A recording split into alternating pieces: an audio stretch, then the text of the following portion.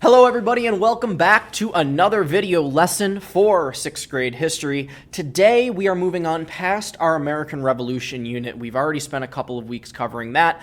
And we're going to talk about the birth of our new nation. So the name of our unit is the new nation. And we're going to be discussing a lot of different topics, especially about how our founding fathers met and what they talked about and what they ended up deciding on to be the basis for the government of the United States of America. Now, today's topic is going to be a little bit obscure, all right, which means a little bit bizarre or out there, because it's not something that a lot of people or a lot of Americans in general know about. It's actually about the first Constitution of the United States. We know all about the Constitution, which is housed in Washington, D.C., and is the basis for the government currently, but did you know there was actually another Constitution that was written a few years prior to the one that we have now? If not, you're definitely going to learn about it today, so why don't we just jump right into it, all right? The name of this document, ladies and gentlemen, is called the Articles of Confederation, all right? And you can see on the notes, the first section asks you, what the heck were the Articles of Confederation? So why don't I give you a little bit of background? So, as I had stated before, the Articles of Confederation are the United States' first constitution, and constitution means plan of government, all right? So this is the first attempt that anybody made to create a new plan for our brand new country. We just won the war. We didn't know how we were going to govern, so founding fathers put their heads together, and they came up with the document called the Articles of Confederation. They were originally written during the Revolutionary War, so the war wasn't even over and we were already starting to write a new constitution, and they were adopted in the year 1777. Now, if you remember from the American Revolution unit, the Treaty of Paris, which is the document that officially ends the American Revolution, isn't signed and accepted until 1783. So the Articles of Confederation were actually written and adopted or put in place 6 years before the official end to the Revolutionary War. Okay? The reason that they were put in place, though, is to establish or to set up powers of a new government. So, if it's this important, if it really established our first government ever, why don't most Americans know about this? 2 very simple words that I want you to fill in on your note sheet. They failed. The Articles of Confederation were the United States of America's one of their biggest failures in their early years, okay? We kept this document for a number of years until we wrote our new Constitution that we still have in place today, but they weren't really working very well, and we're going to talk about the weaknesses specifically of the Articles of Confederation, and these are weaknesses that will end up getting fixed for the most part in the new Constitution. So why don't we talk about those weaknesses now? This is going to be the second section of our notes, all right? There is going to be 5 main weaknesses of the Articles of Confederation, and I'm going to give you a little saying on how to remember that after I've gone over them all. But why don't we start with number 1?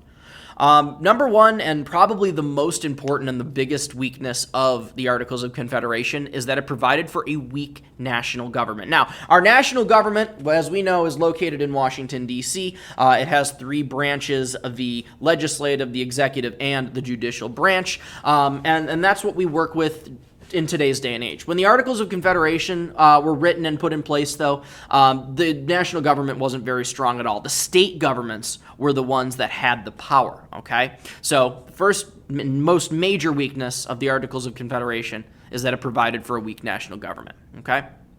Weakness number 2. All right, if you remember, one of the dissatisfactions of the original revolutionaries was the taxes that was being put on them by Great Britain. So the original Articles of Confederation made it so the national government would not be able to tax their citizens at all. None. But what do you use taxes for? You use taxes to pay for things that are used by everybody. I mentioned them a little bit in the other lessons that we've done for dissatisfaction and stuff. You use them to pay for things like schools, like roads, right? Like the military protection that the military gives us. All of that is what our taxes are used for. So without the power to tax the people, Congress had no way to make money, okay? They also had no way to regulate or control commerce, and another word for commerce is trade. So they had no way of controlling trade, they had no way of taxing the colonists, and that's going to be another really big weakness of the Articles of Confederation. Weakness number 3 is going to be no common currency. And currency, of course, means money. So there's no common currency between all of the states. At this time, there's only 13 of them. But imagine this. You live in the state of New York, and you want to travel down to Pennsylvania. Well, as soon as you cross the state line from New York to Pennsylvania, you have to go and exchange your money. What if you want to keep going south, and you want to, go down to maybe Virginia, all right? Every time you cross into a state, in order for you to get down to Virginia, you would have to exchange your money so that you could buy things within that state. Imagine how difficult that would be, especially now in 2020 when we have 50 states. That would mean that we would have 50 different types of currency or different types of money that we would have to use. That would be absolutely insane. So that's why it was a big weakness of the Articles of Confederation that Congress couldn't create a money. The government couldn't create money for everyone to use. Weakness number 4, ladies and gentlemen, gave each state only one vote in Congress regardless of size. Why is this important? Well, obviously, you're going to have different amounts of people living in different states. You might have the state of Georgia with 100,000 people living in it during this time period. But New York, way up there, has 500,000 people living in it. That's 5 times the amount of people in one state up here in New York than is down here in Georgia. But how many votes do they get in Congress apiece? Only 1.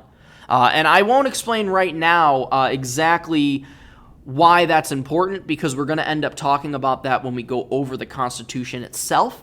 But just understand that the ability of only having 1 vote per state in Congress is going to be a big issue. It's going to be another big weakness of the Articles of Confederation. The last weakness that we are going to want to cover and go over is that the Articles of Confederation provided no judicial and no executive branch to the government at all. So that means that there is no Supreme Court, because that's the judicial branch, and there is no president, because that is the executive branch. The reason, at least, for having no president is because they didn't want him to get too power hungry and turn into a king, which is what they had just gotten rid of. As far as the reason for the judicial branch, that was just something that they hadn't really thought of as being an important part of government at a national level quite yet. There were courts and stuff in the state level, but you didn't have a Supreme Court that was available to overlook the entire country. All right, so those are going to be the 5 weaknesses that you are absolutely going to need to know. I mentioned earlier that I would give you a tip on how to remember that. My tip on how to remember that is the phrase, 1 week, no, no, no. All right, what does that mean? 1, all right, first one. 1 vote per state in Congress, all right? That's what the 1 represents. Weak means weak national government. The first no is going to be no power to tax or regulate trade. The second no is going to be no common currency. And the third no is going to be provided no executive or judicial branch. So 1 week, no, no, no is going to be your trick phrase in order to help you remember that. Now, there is one last thing about the Articles that we have to talk about. So they were created, they were implemented, we know that they failed, but there were still some decent outcomes to those Articles as well. So let's talk a little bit about the outcomes of the Articles of Confederation. There's only 2 of them that you're going to need to know. First off is that it was the first Constitution of the United States. It's important in that regard. It is the first time that anybody in our country tried to create a plan for government. So that's why it becomes an important outcome of the Articles being the first Constitution. It also included something called the Northwest Ordinance, okay? The Northwest Ordinance outlined the process for letting a new state into the United States, all right? We had to figure out if we're going to bring in other states to our union, how are we going to do that? How do we make sure that they are admitted fairly and that they are following all the laws and rules? So the Northwest Ordinance is going to outline this. It also does something new, revolutionary, if you will, and very important. It outlaws slavery in the new territories. Remember, ladies and gentlemen, this is like 1777. Slavery isn't outlawed for almost another 100 years when we fight the Civil War. So the fact that the Founding Fathers put this clause into the original Articles of Confederation to outlaw slavery in new territories, it's actually pretty progressive or pretty forward-thinking of them to do so. But those are the outcomes. That's really all you need to know there. So make sure, ladies and gentlemen, you go back through your notes, you take a look at what the articles were, you take a look and make sure that you have all 5 weaknesses marked correctly on your notes, and then finally, take a look and make sure that both of those outcomes have been completely filled in. When you are done and you're sure that everything is good to go, please head back over to the conference and join us again.